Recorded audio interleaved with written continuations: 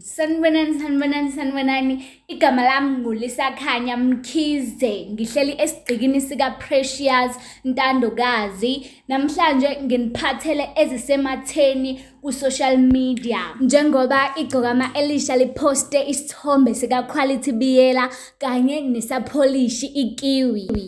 Kanti-ke uzokhumbula ukuthi kunale video le etrendayo lapho igcokama Elisha libiza khona uQuality Biyela ngaso lesi silwane lesi ikiwi, laphinde futhi lathi unesinqe sodwa.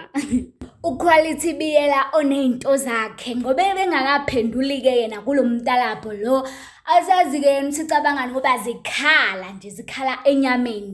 Ayike angiphume ngayo-ke ivideo yegcokama Elisha lizifaka zonke enyameni kuQuality. Mina nawe asihlangane la ezansi kwi-comment section. Ungakhohlwa phela ukulike, usubscribe. Bye bye.